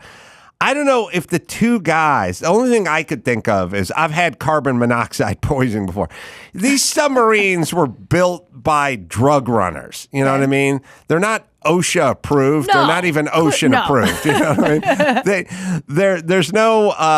There's no better housekeeping seal on there. They probably didn't have seatbelts or airbags or anything. These are made for drug mules to literally lie on their belly and steer with their ass kind of thing. Maybe something fucked up and they got like carbon monoxide poisoning or something in there, in which case you would just pass out. Right. Well, there's 2 survivors that needed life-threatening. They needed medical attention immediately. So that could have 2 happened. made it. So 2 of them made it. I mean, I guess we'll find out what happened, but it just seems weird. There's 2 dead bodies, 2 that are unconscious, and yeah, it has to be something like that because if somebody was to kill them, would you take the drugs? It's a sad state of affairs that essentially Mexico does not own a submarine, but they do have several submarines which are run by the drug cartels. And when I say Mexico, I mean, we could be talking about Central America. That doesn't look like, so you're telling me those people are probably like laying down in that large submersive I don't know, but I do know, like, it looks say really what you thin. will about the drug cartels. Oh, and I have a lot to say. But they are the most adaptive, innovative people on the planet. Like, they are the essence of a business. They are a business. As soon as we find out pot's going to be legal, they start selling fentanyl. And as soon as they start talking about building a border, they start building a wall, they start getting into submarines. Like, they will never stop innovating. Never stop. No. There's no set way to get rid of a whale carcass. Beach, let's see. Preferred ways is to let it compose on the beach and close the area off. Sorry, decompose. Oh, sorry, decompose. Compose itself. Pull yourself together. Yes, come on, whale. We've all been harpooned. They're also use a half ton of dynamite. Oh, they do blow it up. To explode it in a contained area. I would be so down with that. You can find these videos on YouTube. I've seen them. Also, burying it is not advised at all. There you go, Adam. Why? What could be the danger? It's bad to bury a whale. Bad juju, but it's bad juju. Why wouldn't it just become one with the earth? They do, because it would take forever. They do. I have seen these videos where they blow up the whale and then all the seagulls come in and it's like, it's dinner. I would love, you should definitely do that. Yeah. Oh my God. If you could find footage of blowing up a whale, is this right here, right? Or no? I would fucking be all over that shit. Exploding whale 1970. Wow. Vintage. I seem to remember this. Right. Yeah. Did you get a while?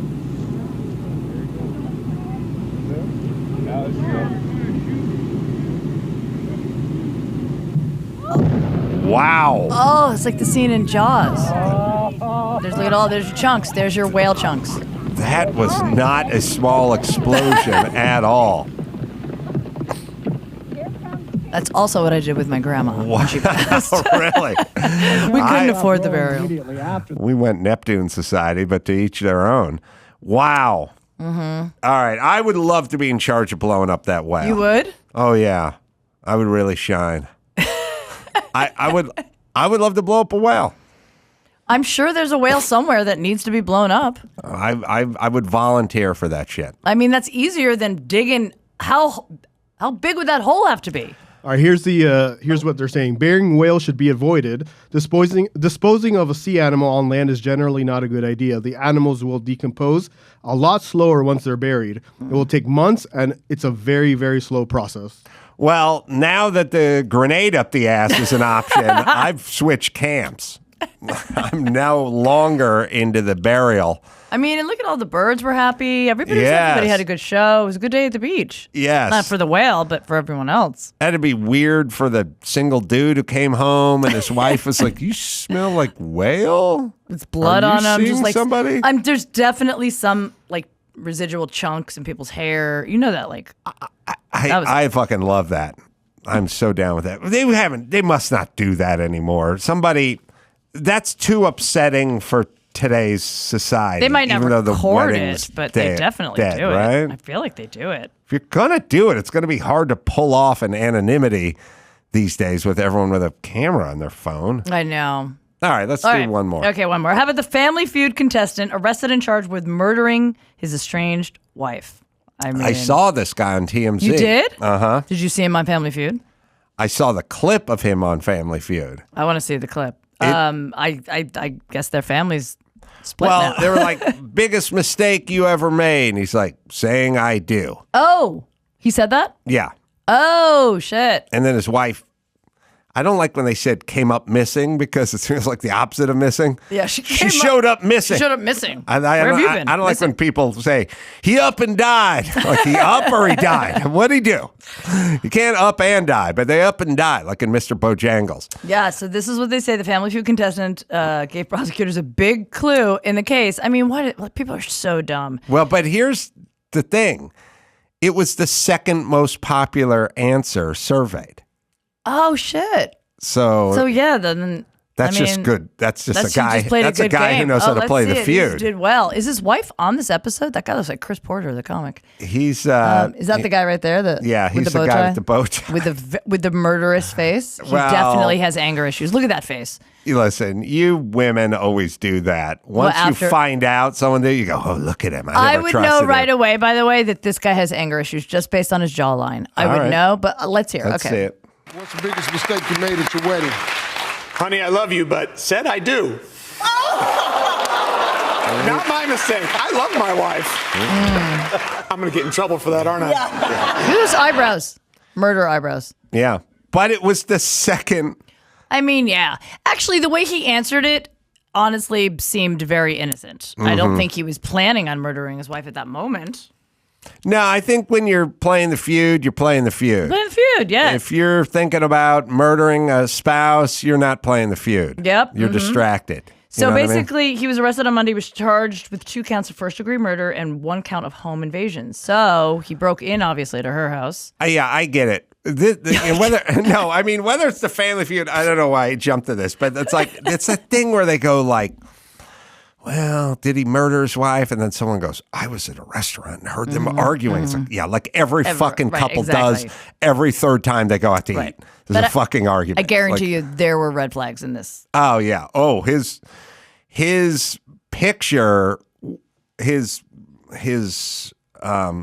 don't know. I don't think it was a picture of him when he was booked. Right. But the picture of him present time looks like he leads a biker gang. Like long hair. Oh, it's crazy. totally different. He's not that clean cut. Wait a minute. Whale carcasses are now towed out to sea and then they explode them. Oh, so they still explode them though. That's fun. I'll bet the Sinaloa cartel would like to get hold of one of those semi-submersible whale carcasses because that's going to be their next move. Putting all the fucking drugs up the ass of the whale and then floating the whale out there. Fuck Cocaine Bear. It's Cocaine Whale. Cocaine Whale. And Brendan Fraser will play it. Oh my God. And the Dove Company's going to go out of their fucking mind. Oh my God. Because we're going to call it a whale suit. And they're going to be not a fat suit. It's a whale suit. It's a whale suit. We're going to take a deceased whale. The Sinaloa cartel is going to fill it with fentanyl. The unsuspecting Coast Guard is going to tow it out to sea and blow it up. And a wind is going to take fentanyl to the town, to the quaint seaside town, like in Jaws. People are shopping, Martha's enjoying their Vineyard, summer. and they get dusted with fentanyl. They drop dead. No, they become weaponized. Oh. They drop dead. We got no act 2. All right, you're right. Okay, maybe half of them drop dead. The other half turn into zombie killers. Yes. Oh, I love this they movie. always do. They do this thing where they go, so I'm always a little dubious of it, but they go, a piece of fentanyl the size of a tip of a number 2 pencil, just that much lead, could take out an entire family. Whole family. And I go, like, I never want to be the douche going, come on, it can't be that bad. But they go, this much, just this much. A thimble of fentanyl is enough to take out Muncie, Indiana. That's what they say. They say that all the time. The entire town. Did you watch the video? A whale filled with fentanyl taking out exploded with an offshore breeze. 3 states, tri-state area. The whole state. The whole state. Now, have you ever seen that video of that female cop who her glove, I don't know if it was broken a little bit. She was taking drugs out of a vehicle, fentanyl. Yeah. And she overdosed. Right? Yeah. And Officer Lightweight, I saw that. Yeah, Officer Lightweight. That's what I'd call her back at the precinct. I mean, seriously. All right. Let's bring it home here and give Adam Ray a plug. Dates coming up all over the place. AdamRayComedy.com. Me this Friday, Saturday, Naples, Florida. They're pretty much sold out, but there might be a couple of tickets left, so you can check that out at Off the Hook Comedy Club. And you can go to adamcarolla.com for all the live shows. Skinny Jodi Miller, everyone, the world's funniest weather. Also funny you should ask. You check your local listings for both, JodiMillerComedy.com. And until next time, it's Adam Carolla. For Jodi Miller and Adam Ray, say it. Mahalo. Get yourself a copy of Adam's latest book, Everything Reminds Me of Something. It's available everywhere fine books are sold. You can leave us a voicemail at 888-634-1740.